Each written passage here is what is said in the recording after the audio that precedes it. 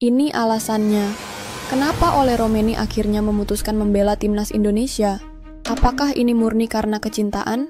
Atau ada faktor lain yang membuatnya memilih Garuda di dadanya? Halo Sobat KKS!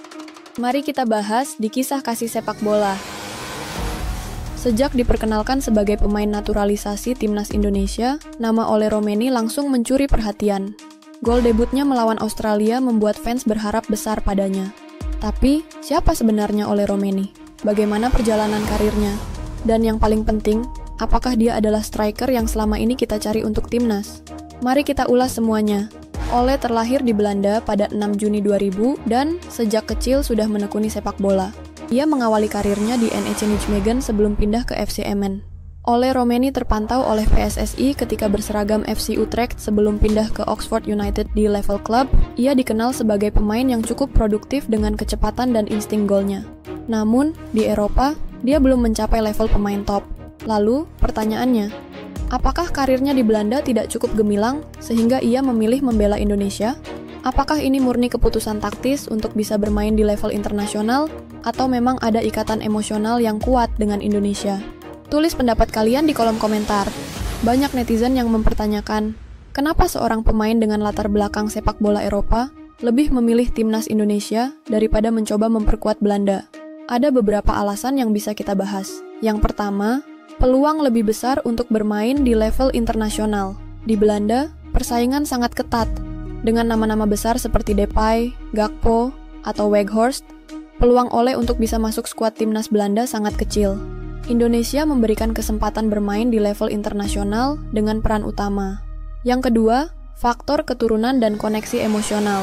Ole Romeni memiliki garis keturunan Indonesia dan ini menjadi faktor penting dalam keputusannya.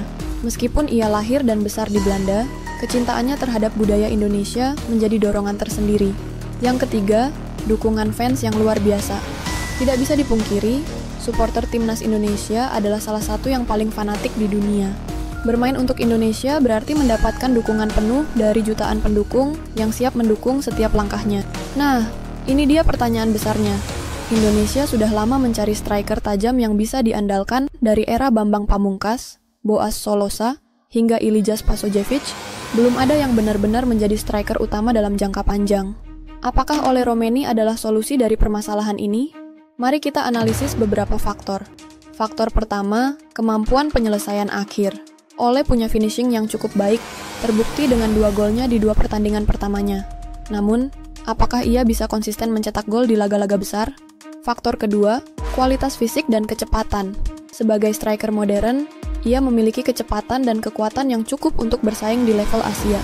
Namun, kita masih perlu melihat bagaimana dia beradaptasi dengan gaya bermain timnas. Faktor ketiga, chemistry dengan pemain lain. Ole butuh waktu untuk menyatu dengan rekan-rekannya di timnas. Bagaimana kolaborasinya dengan pemain seperti Rafael Struijk atau Tom Hay? Ini akan menjadi faktor kunci keberhasilannya. Jadi, apakah Ole Romeni benar-benar striker yang kita cari? Apakah dia bisa menjadi mesin gol utama timnas Indonesia di masa depan? Ataukah ini hanya euforia sesaat? Jangan lupa subscribe, follow, dan komen pendapat kalian di bawah. Apakah Ole Romeni adalah solusi yang tepat untuk lini depan timnas Indonesia? Mari kita bahas bersama di kisah kasih sepak bola.